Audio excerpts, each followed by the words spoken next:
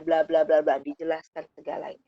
Karena anak juga butuh pengertian, kalau nggak dikasih tahu ya anak-anak juga nggak akan tahu, tapi dikasih tahunya sesuai dengan usianya. Kalau usianya masih kecil, kita juga bahasanya nggak bisa samakan dengan orang dewasa. Gitu. Yang kedua, libatkanlah sesuai kemampuan dalam mengurus adik bayi. Kadang nih ya,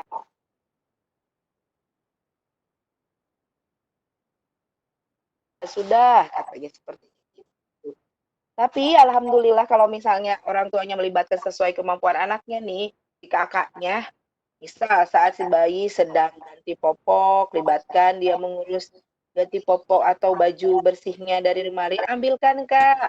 Atau misalnya ambilkan apa bedaknya, ambilkan handuknya seperti itu. Yang mudah-mudah saja untuk anak-anak, tapi dia merasa dilibatkan. Oh iya, ternyata aku tuh berguna ya bagi adik aku seperti itu. Nah, ini untuk yang ketiga, selama masa kehamilan, eh, sebaiknya Bunda harus mengedukasi tentang kelahiran adik bayi.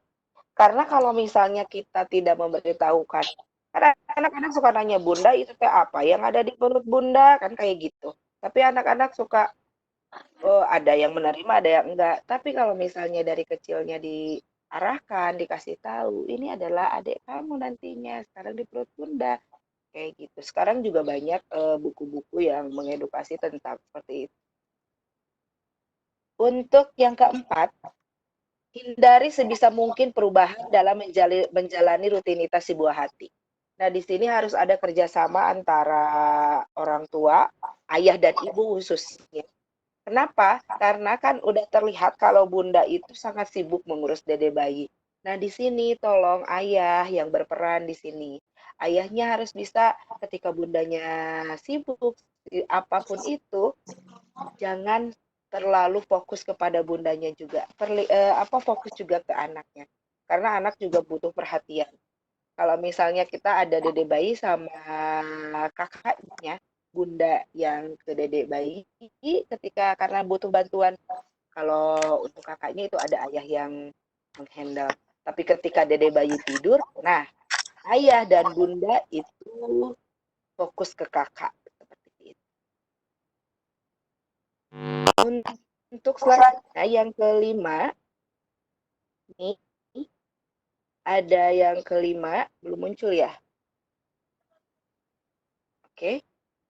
Ini masih yang 8 cara mudah menghadapi anak yang cemburuan. Yang kelima itu jangan hadapi kecemburuan si buah hati dengan emosi. Awas nih bunda, jangan marah-marah, udah mah ya, anaknya tantrum, terus cemburuan, terus bundanya juga ikut emosi, yang seperti itu nggak boleh. Bundanya harus bisa lebih sabar, harus bisa lebih legowo, harus bisa lebih mengerti tentang keadaan. Oh iya, memang kita harus adil untuk semuanya. Gak boleh ikut-ikutan emosi juga. Kalau udah emosi, luar biasa, pasti pusing lagi bundanya. Kerasa kalau udah marah kan, ujung-ujungnya nyesel kan bundanya. Oh, aku udah marah-marah ke anak aku. Seperti itu. Yang keenam itu alihkanlah perhatiannya bunda. Nah, kalau misalnya untuk ini, jadikan tantrum sebagai peluang untuk membangun cara rasa percaya dirinya anak. Dengan anak begitu mulai mengamuk, perlukan yang menenangkannya dan alihkan perhatiannya ke berbagai aktivitas yang seru. Jadi aktivitas yang seru itu Bunda bisa melakukan kegiatan-kegiatan yang disukai anak. Kayak sekarang ada homeschooling kan anak-anak di rumah, Bunda itu benar-benar harus lebih kreatif, lebih bisa membangun emosi bersama anak seperti itu. Untuk nomor 7 ada buat grup pelukan. Apa sih grup pelukan gitu kan? Grup pelukan ini sambil mama memeluk anak nih, minta ayahnya juga ikut. Ayah, ayo grup pelukan kayak gitu. Biar merasa si kakaknya itu nggak ngerasa sendiri. Terus, oh iya ya, ternyata aku dipeluk sama ayah bunda, ternyata bunda tuh sayang banget sama aku meskipun ada adik. pasti anak-anak akan merasa senang karena dengan pelukan itu akan lebih mempererat tali persaudaraan ya, mempererat kasih sayang antara orang tua dan anak. Yang terakhir adalah sabar. Sabar ini memang harus super duper banyak, tapi ini disimpan di poin terakhir karena dari poin-poin itu yang paling puncak adalah sabar. Ketika kita sabar, insya Allah kita akan mendapatkan sesuatu yang luar biasa. Mulai dari kesabaran diri sendiri, menghadapi anak, dan menghadapi semuanya. Oke, dan ini nih, ada khusus untuk bunda-bunda yang kebingungan ketika anak-anaknya tantrum nih. Nah, tantrum itu kan tadi yang ada cemburu sama tantrum disatukan. Sekarang ada trik khusus untuk tantrumnya. Ini nih, tetap tenang. Bunda harus tenang, ayah harus tenang. Karena kalau ngelihat di share-share anak yang tantrumnya luar biasa, mereka itu tenang sampai ada yang guling-guling di lantai pun mereka tuh tenang. Ya sudah, karena anak-anak itu akan bersikeras juga mempertahankan keinginannya. Kalau bundanya kalah, ya sudah, bunda akan mulai tidak tenang dengan mulai marah-marah. Yang kedua, bunda, ayah, jangan berteriak-teriak kalau misalnya menghadapi anak yang tantrumah. Karena kalau dengan teriak-teriak, kita sama aja. Frekuensi sama anak itu. Bedakan frekuensi kita sama frekuensi anak. Kalau ketika misalnya itu anaknya lagi tinggi, kita yang harus rendah. Dan kita harus mencoba untuk menyamakan frekuensi itu mulai dari bundanya yang tenang, lebih tenang, dan anaknya dari yang tinggi marah-marah, tantrum itu lebih ditenangkan lagi sehingga sama frekuensinya. Dan itu bisa lebih mempercepat anak-anak tidak tantrum. Yang selanjutnya adalah tidak perlu memberi alasan bunda. Kenapa bunda itu? Wah, kamu kemarin, kamu harus gini-gini. Itu biasanya orang tua seperti itu. Cuman kalau misalnya anak sedang tantrum, sudah lihat saja dulu, jangan tambah dibanyak dengan kata-kata yang sangat super duper karena tidak akan masuk. Beda ya bunda ketika sama nangis biasa nih kalau anak-anak kalau udah tantrum itu sampai ada yang sampai guling-guling, ada yang sampai lempar-lempar. Kita yang harus menjaga emosi itu. Nah, selanjutnya nih, kalau ke bunda udah nggak ngasih alasan itu, abaikan tantrumnya. Jangan kalau misalnya dia lagi guling-guling bunda, sini anak gua kayak gitu. Itu malah anak-anak akan terpacu. Asik nih, bunda aku udah mulai melemah ke aku mau tambah keras aja nangisnya. Seperti itu bunda. Jadi kalau tantrumnya bukan juga diabaikan, misal anak lagi lempar, terus bunda ngebiarin aja, enggak juga. Ada tetap sisi pengendaliannya, cuman ketika anak-anaknya masih tidak melakukan hal-hal seperti itu, bunda bisa untuk mengabaikannya. Nah, ini hindari memperpanjang tantrum. Dari awal sudah dikatakan tidak boleh teriak, harus tetap tenang. Karena kalau misalnya tidak seperti itu, bunda akan kewalahan. Dan untuk menghindarinya bisa dengan permainan-permainan yang anak-anak suka.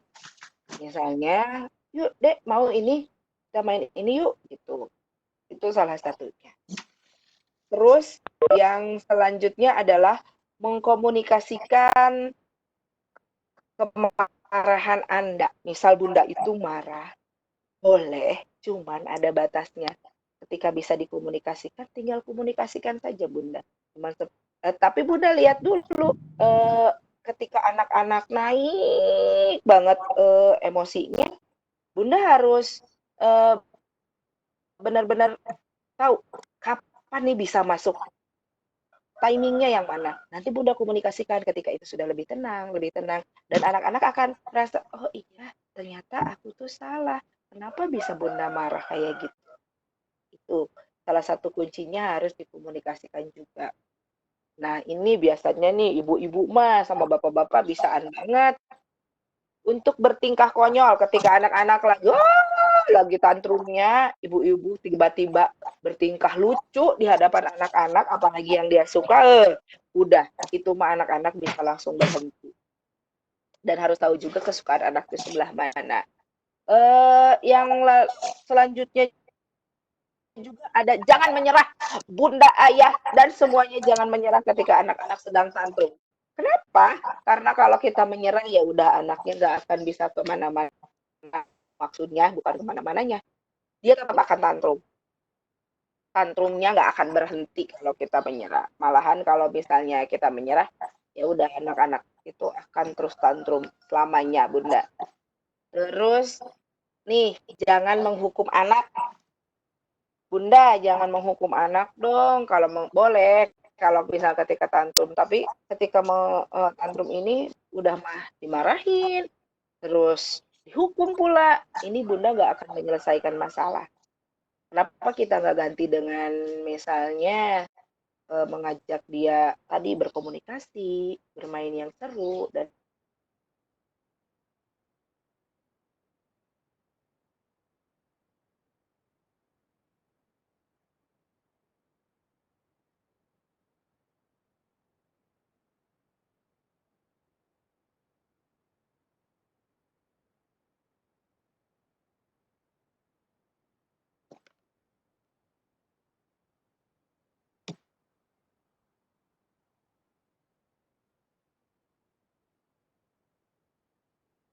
luar biasa sekali kalau misalnya itu anak-anak nggak akan merasa aman dengan orang tuanya, anak-anak akan kayak gitu terus.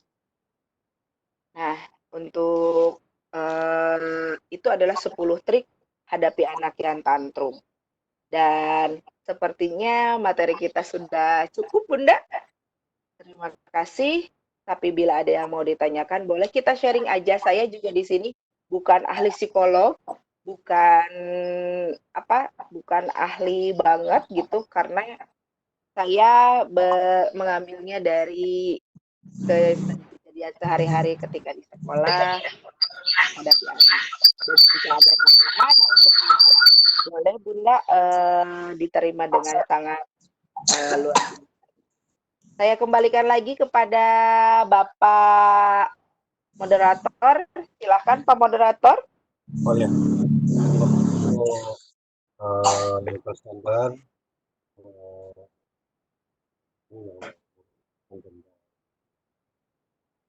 materi sifat kecemburuan dan tantrum yang dimiliki oleh anak. Sebelum kepada pertanyaan barangkali Ibu Ratna atau yang lainnya mau bertanya, saya sedikit dulu mau bertanya sama Bu presenter. Kalau yang dinamakan cemburu itu rasa kekecewaan. Tapi 11 sudah bubuhan pagi-pagi. Karena tidak dimilikinya ya, tidak dimiliki oleh seseorang atau sesuatu hal. Itu kalau tidak dimiliki timbulnya adalah rasa cemburu. Mungkin itu ya Bu ya Bu ya. Coba. Kemudian kalau yang tadi maksud dengan tantrum adalah saya tanya kalau cemburu cinta itu barangkali bagaimana tuh cemburu cinta? Apa-apa? Kalau cemburu tantrum untuk siswa adalah sikap kita seorang tua ayah dan ibu itu harus sabar, lebih memahami karakter siswa gitu ya. Tapi mungkin di Iya. sisi ada orang yang bertanya sebelum yang lain bertanya, kalau cemburu cinta itu gimana sih? Cemburu cinta untuk versi anak-anak atau gimana ini? Allah si Abah. Kalau yang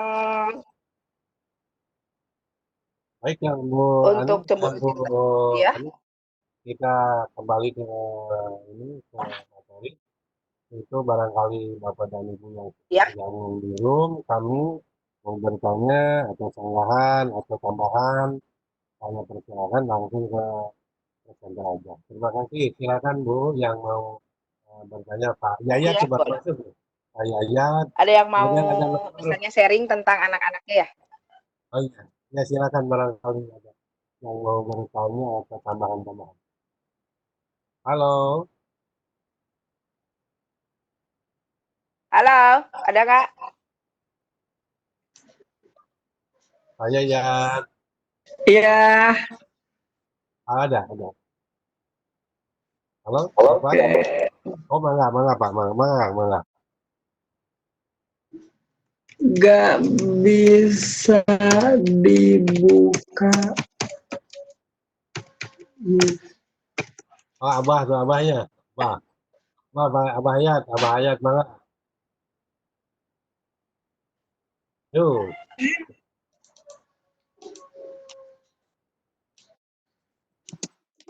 Mu- dibuka.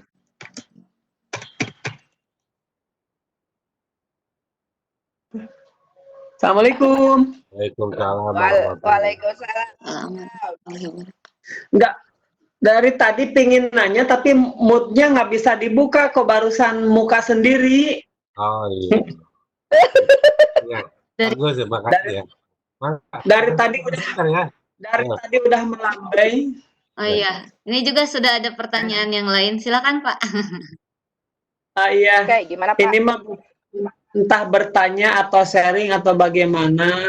Ini mah saling saja, saling melengkapi barangkali ya, rekan, Bapak, Ibu.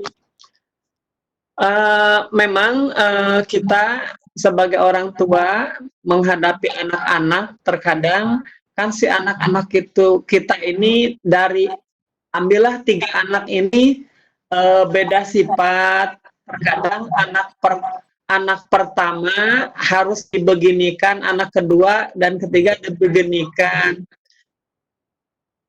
Bukan maksud kita lebihkan yang satu dengan yang lain.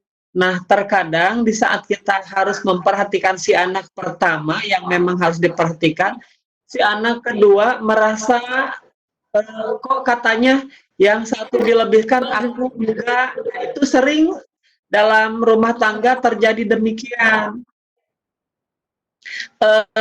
Audionya gimana di sini, soalnya sinyalnya kurang bagus. Bagus, Pak. Bagus. Bagus. Bagus. Lima Pak. Oh, makasih kalau kesana bagus. Kalau saya sendiri nerimanya di sini lupa. Nah, dilanjutkan ya. Memang kita menghadapi di keluarga beberapa anak yang harus diperhatikan lebih. Tapi terkadang tadi di saat kita memperhatikan bukan maksud kita memilih kasih, diperhatikan lebih, tapi anak yang lain terkadang protes, merasa tidak diperhatikan. Nah, itu kita sering menghadapi hal-hal seperti itu. Oh ya, makasih. Oh, Kemudian ada anak yang mau dipeluk, ada juga yang nggak mau dipeluk. Lagi nih ada permasalahannya gitu. Oke.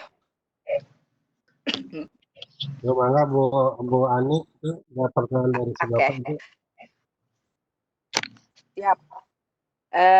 Yang langsung yang kedua dulu yang masih ingat akunnya.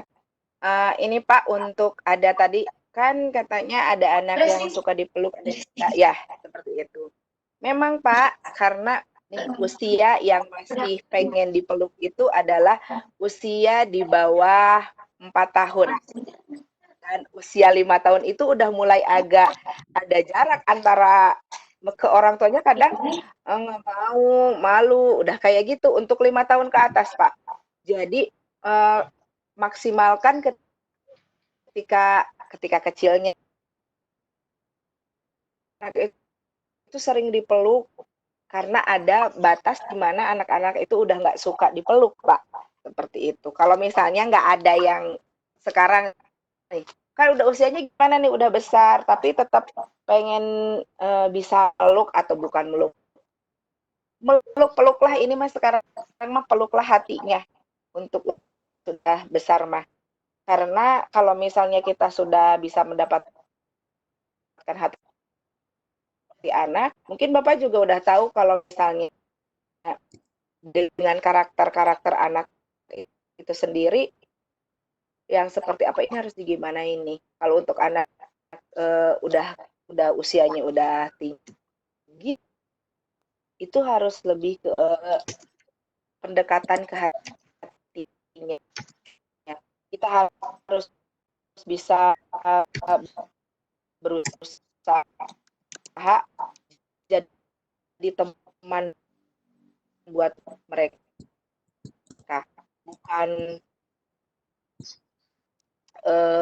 bukan buat apa ya, bukan buat jadi diktator untuk anak, tapi kita harus menjadi seorang orang tua yang bisa masuk ke dalam kehidupan anak itu. Jangan Ini, tetapi anak yang lain merasa yang aku nggak diperhatikan. Nah itu, padahal kalau iya misalnya iya. oke, pernah dicoba nggak Aduh, ayah atau audionya bunda dua, audionya lupa. bukan pemberian kasih sayang, maksudnya ada tadi juga disebutkan bahwa di materi itu Allah ada Lupa audio. Allah oke. Tapi Bapak cuma terdengar ya, biar untuk yang lain. Oh iya, makasih.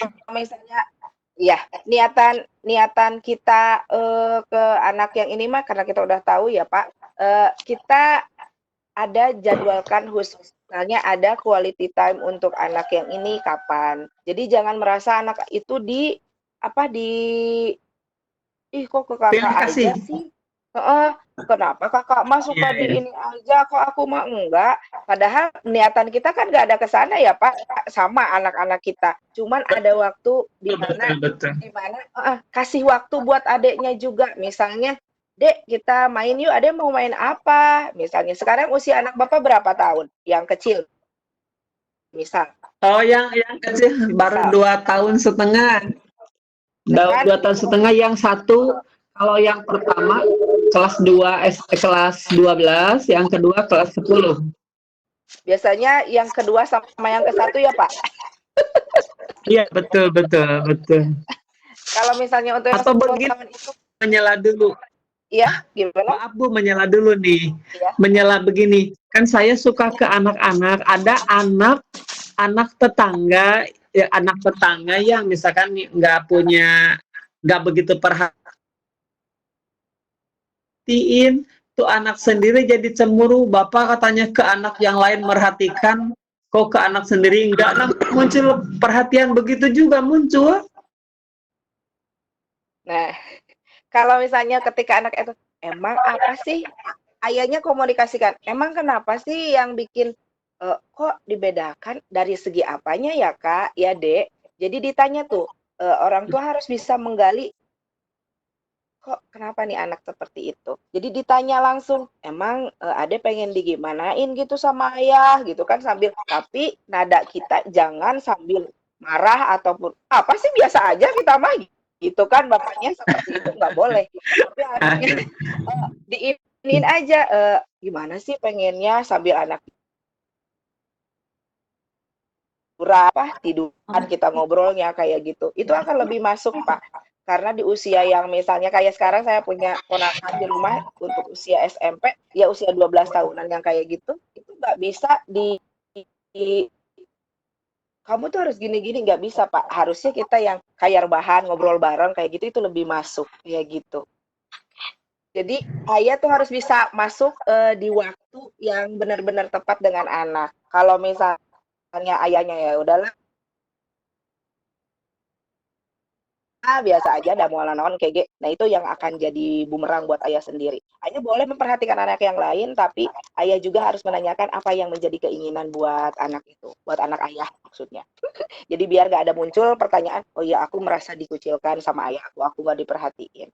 Kalau misalnya untuk si anak tadi, yang pertanyaan yang bukan pertanyaan, yang sharingan yang pertama, ada misalnya kenapa memilih itu, ada waktu khusus juga ya, diazamkan ada waktu bersama ade, ada waktu bersama kakak. Kalau misalnya kayak teman, ini mah teman saya gitu, dia punya anak 3, dia punya waktu khusus sendiri ayah. Hari Senin dia itu benar-benar full untuk kakaknya. Hari Selasa untuk kakak ya, anak yang kedua. Yang ketiga itu hari berikutnya. Ada loh rebutan ayah, rebutan ibunda, nggak ada loh. Seketika itu Tapi pas harinya, ayah itu benar-benar fokus, mulai dari kegiatan apa, ayah mulai canangkan cuman hanya 10 menit atau 20 menit bersama anak, itu akan lebih benar-benar kerasa untuk anaknya. Itu sih mungkin ayah dari Ani mah. Assalamualaikum. Yang lain gimana? Waalaikumsalam. Makasih Bu Ani, makasih yang lainnya. Iya, Assalamualaikum Bu Ani. siap. Ini ada pertanyaan lagi ya Pak ya? Ini ada tadi yang Dari Bu bertanya Neni. 1, 2, 3, 4, 5 yang sudah mengajukan. Wadaw. Siap.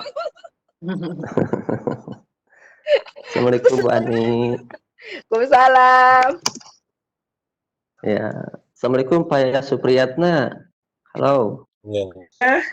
Halo. Ya, ini kalau saya Yayat Hidayat ya, temennya beliau juga. Iya. Oh, ada lagi live ini. Oke. Oke. Bu Ani, mungkin ya Enggak. lah biasa ini penyusup.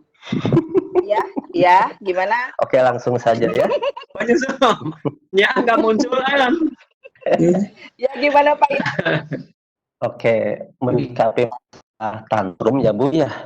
Mungkin saya tidak dari awal tadi, tapi nggak apa-apa lah, semakin sering diinformasikan mungkin semakin kuat ya dalam memori kita. Bahwa kalau memang yang namanya tantrum itu adalah kondisi situasi yang atau ledakan emosional yang terjadi pada diri anak, khususnya antara 2 sampai 5 tahun lah, maksimal 5 tahun itu kondisi tantrum. Walaupun memang tidak semua anak itu memiliki karakter ke arah sana. Nah, tantrum ini yang harus kita peka itu ada 2 hal. Yang pertama yang disebut dengan tantrum apa istilahnya, meniru atau bukan meniru, tantrum yang diakibatkan karena dia itu keinginannya tidak tercapai. Dalam arti anak ketika ingin sesuatu, maka dia untuk mengekspresikannya supaya sesuatu itu bisa didapatkan, makanya terjadi ledakan. Nah, itu sering terjadi. Yang pertama. Kemudian yang kedua, tantrum karena yang disebut istilah tantrum frustratif. Artinya di sini muncul tantrum pada saat dia tidak mampu mengekspresikan, tidak mampu menyampaikan apa yang dia lakukan, sehingga dia frustasi dan marah-marah. Nah, disinilah barangkali orang tua harus lebih bisa apa istilahnya, walaupun secara umum orang tua harus bertindak tenang dan tenang. Itu susah sebetulnya. Justru terkadang orang tuanya yang tidak tenang dan tenang. Apalagi kalau anak terjadi tantrum itu di tengah di luar rumah. Kenapa? Ada kalanya orang tua juga merasa dipermalukan oleh anak. Disitulah terjadi ledakan. Orang tuanya juga meledak di situ. Nah, memang kondisi tantrum ini yang pertama akibat anak keinginannya dia supaya dipenuhi oleh orang tua, yang kedua karena anak frustratif. Nah, mungkin penanganan di sini sedikit berbeda. Kalau anak keinginannya supaya dipenuhi, memang diantaranya adalah terjadi proses pembiaran. Proses pembiaran itu salah satunya, gitu kan.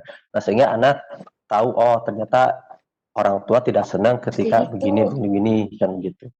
Memang kadang-kadang kalau ngasih penjelasan penenangan terhadap memberikan suatu arahan atau penjelasan komunikasi dengan anak, terkadang jarang masuk ketika kondisi anak itu tantrum sebetulnya. Tenang. Terus ada juga dengan tadi dialihkan perhatiannya. Kata Ibu tadi yang sama humoris, itu akibat tantrum disebabkan oleh tantrum yang keinginannya supaya dipenuhi.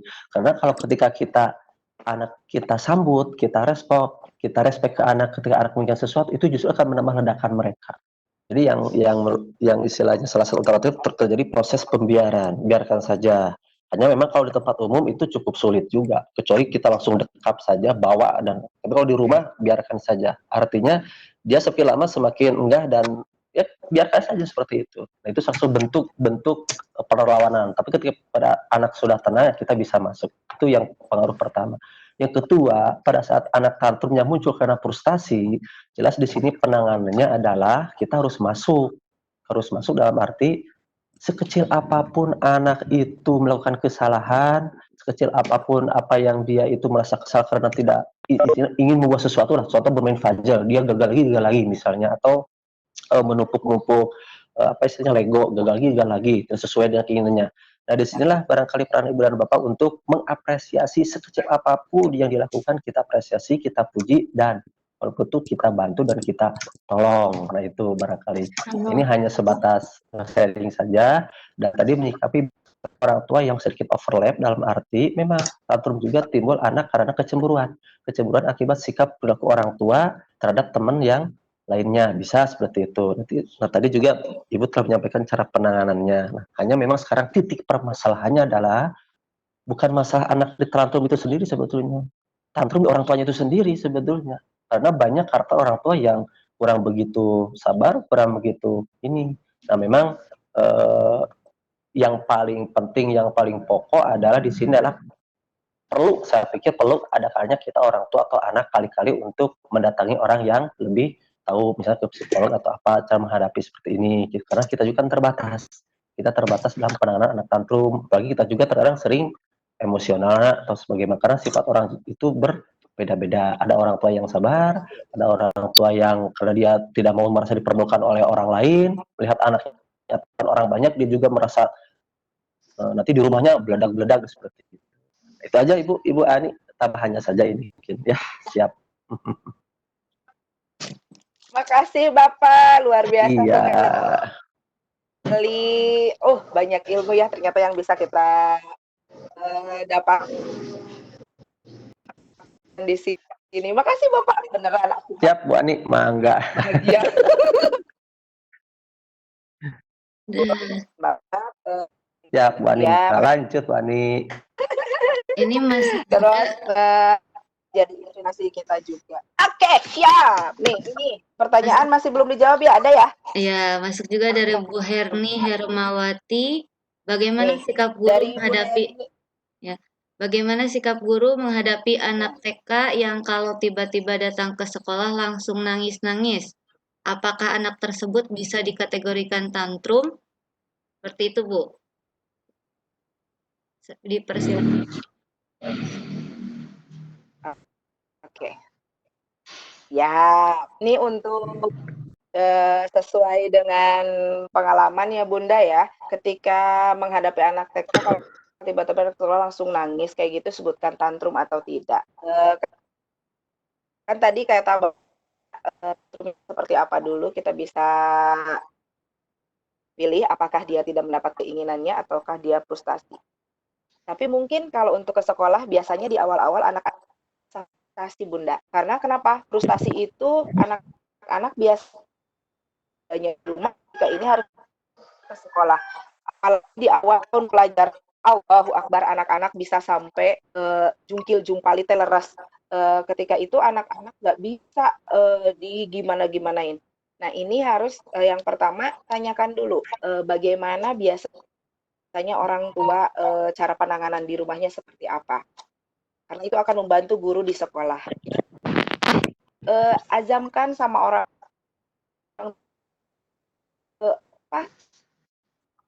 bilangnya Bunda sudah siap untuk dilepas di sekolah atau belum? Ada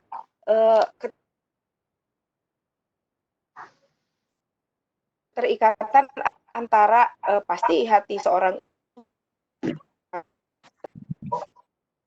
ini mama atau ayah sudah yakin belum sudah ini salah satu cara penanganannya ke anak, ke orang tuanya. Kalau orang tuanya saya masih kurang tega, Bunda dikasih penjelasan lagi sama gurunya. Bunda, kalau misalnya Bunda masih ada sedikit tidak tega meninggalkan anak tidak akan selesai tantrumnya. Karena ini sudah melibatkan anak, orang tua, dan sekolah. Kalau sudah ada 3 unsur ini, otomatis ketika di sekolah, orang tua harus menyerahkan ke sekolah, seperti itu. Dan setelah dibicarakan dan sebagainya, orang tuanya insya Allah mau dilepaskan. Kelas, udah plus, orang tua memberikan itunya, dan langsung si guru itu langsung harus menerima amanah dari orang tua, dan sebisa mungkin setelah gali informasi dari mereka, langsunglah laksanakan. Ketika di cara yang dari orang tua tidak berhasil, langsung anak kita dekap kata Bapak tadi. Karena dan dekapnya itu jangan dari depan. Kalau untuk anak-anak, dekapnya dari belakang. Karena ketika dari depan, tendangan, pukulan akan lebih terkena ke kita. Tapi kalau misalnya dari belakang, anak-anak akan merasa terkunci di situ. Dan dari kehangatan seseorang, dari ibunya, terus seorang guru ke anak, itu akan melekat kalau misalnya nempel. Langsung, oh ternyata memang guru itu enggak ini. Dan sedikit-sedikit mereka akan lebih mereda. Itu yang suka biasanya dilakukan. Itu bisa dikategorikan sebagai tantrum juga, tapi tantrumnya itu lebih ke frustasi itu. Oke, Bunda, ada lagi yang lain? Pertanyaannya? Yang lain ada yang bertanya tadi dari Ibu, ya sudah tidak ada. Siti Watin. Siapa tadi yang bertanya? Bentar. Oke. Ada Ibu Sri Intan. Mangga Apa Ibu Sri katanya? sudah dibuka speakernya. Oke.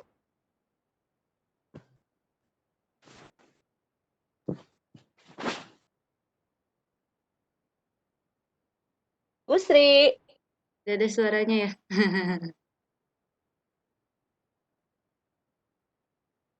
Tapi sudah buka ya? Sudah kebuka.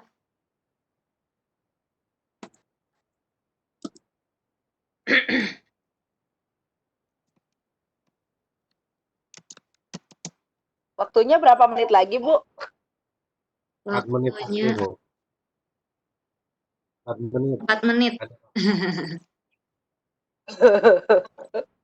Aduh, ini deg-degan ini.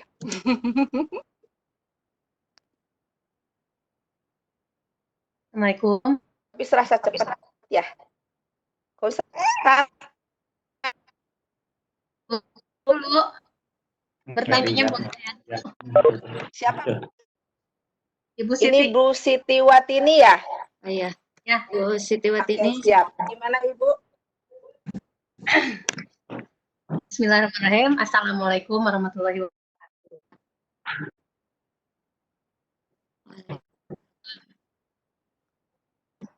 Ya, sebelumnya perkenalkan, saya Siti Watini dari SMA Sumberjaya, Majalengka. Ini sebetulnya saya senasib dengan Pak Yayat Supriyatna, mempunyai anak yang cemburuan, seringkali bertengkar, gitu ya. Tapi anak saya usianya udah SD, SMP. Apakah yang namanya tantrum itu berlaku untuk usia balita aja atau berlaku juga untuk yang sudah besar begitu? Itu bisa dikatakan tantrum tidak? Karena kalau sudah bertengkar, aduh saya pusing. Mungkin itu saja yang saya tanyakan, Bu. Sering. Mangga. Oke. Bunda, untuk tadi, apakah untuk yang usia besar masih dikatakan tantrum? Nah, kalau misalnya biasanya tantrum itu memang anak-anak kebanyakannya untuk di usia 5 sampai ke bawah ya Bunda, dan tantrumnya itu nggak bisa tantrum yang nggak bisa jarang bisa dikendalikan. Tapi kalau misalnya orang tuanya sabar banget dan ada penanganan khusus itu bisa. Tapi kalau untuk anak yang besar itu bisa juga dikategorikan sebagai tantrum, tapi tantrumnya yang memang disesuaikan dengan usianya sendiri Bunda. Dan penanganannya pun berbeda dengan anak-anak yang 5 tahun ke bawah. Ada yang masih bisa dipakai, ada yang masih tidak. Nah, ini bertengkarnya Bunda Siti bertengkarnya sampai seperti apa gitu untuk anak-anaknya?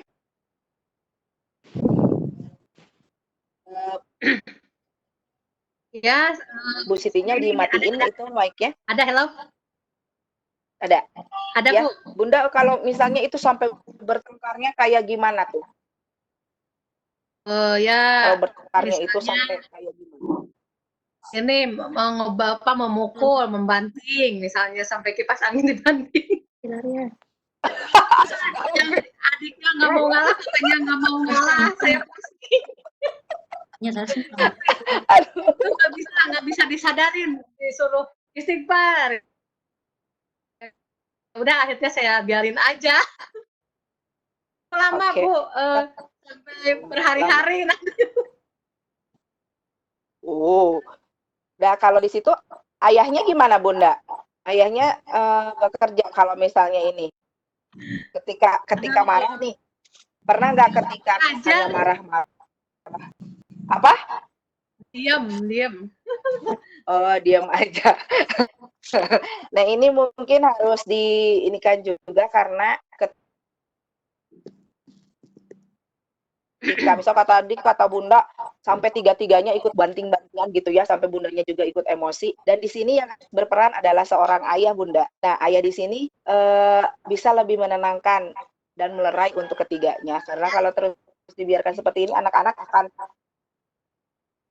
masih banting-banting dan sebagainya.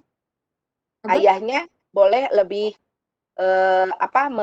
merangkul, kan tadi kata aku juga kalau untuk misalnya ke anak kecil mah dari dekatan apanya, dan ini adalah pendekatan dari hati aja ya Bunda, lebih sedikit-sedikit misalnya dikasih berkomunikasi dengan anaknya lebih diperbanyak. Memang sih kan anak-anak sekolah terus kita ganti metode ke anaknya, metode pengawasan seperti itu Bunda. Kan biasanya kita ya udahlah mau bisa dirubah gitu Bunda. Tapi insya Allah kalau misalnya ada keinginan dari keduanya, ayah mendukung, Bunda mau gitu. Karena biasanya kan kalau Bunda itu menggunakan perasaan. Kalau ayah biasanya kan logika seperti itu. Jadi ada balance-nya nantinya. Nanti ayah yang ini loh gini, kalian tuh gak boleh gini. Nah gitu. Tapi ayahnya juga benar-benar harus tenang, gak boleh ikut-ikutan kayak Bunda marah-marah. Kayak gitu sih Bunda. Ya, bagus ya. Ada Dan tambahan dari yang lain gimana itu? Bapak-bapak, ya, kalau ada yang bertengkar itu gimana?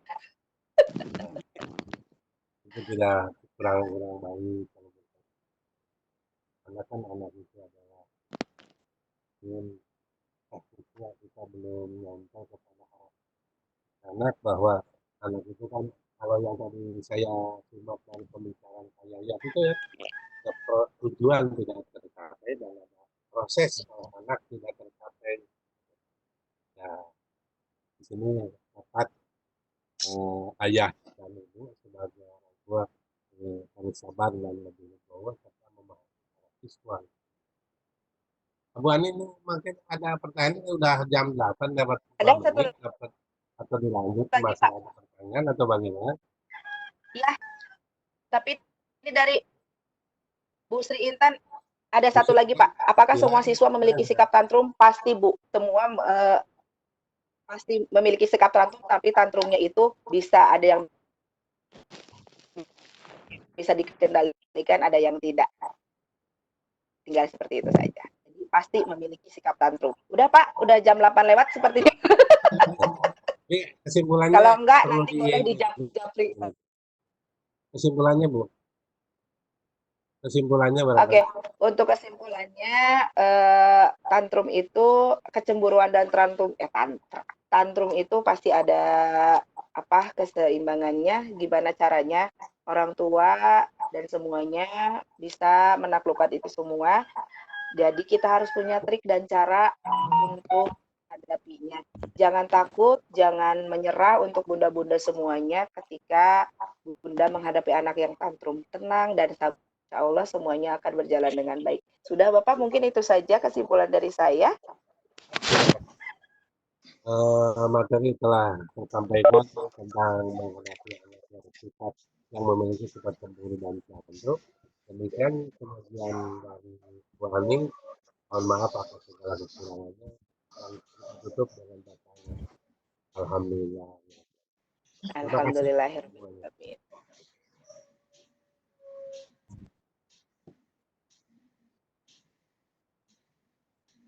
Terima kasih semuanya.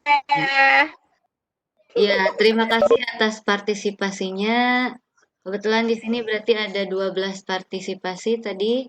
Terima kasih untuk Bapak Yayat yang sudah hadir dalam setiap room meeting kami. Ada juga dari Bu Ririn terima kasih. Itu pertemuan kita untuk Ya. kali ini. PP Insya Allah, PPT-nya tolong di-share ya Bu, PPT-nya. ya insya Allah untuk PPT nanti di-share oleh pembicara sendiri. Untuk PCT juga insya Allah nanti dikirim. Terima kasih Pak sudah Sip. mendengarkan. Ya, kita berjumpa lagi insya Allah nanti siang. Jam berapa Bu? Untuk di Jam 13. jam 13 Iya, ada untuk pembahasannya adalah Pemimpin perubahan, Bu. Tuh, pengalaman. Jadi silakan untuk Bapak Ibu yang sekarang sudah hadir bisa hadir kembali di room meeting kami nanti siang. Perubahan, Bu. Ya. Perubahan. Pemimpin perubahan, Pak. Kepemimpinan perubahan. Kepemimpinan perubahan itu untuk pagi ini semuanya selamat menjalankan ibadah puasa. Wabillahi taufiq wal hidayah. Wassalamualaikum warahmatullahi wabarakatuh. Waalaikumsalam warahmatullahi wabarakatuh. Warahmatullahi wabarakatuh. Warahmatullahi wabarakatuh. Alhamdulillah.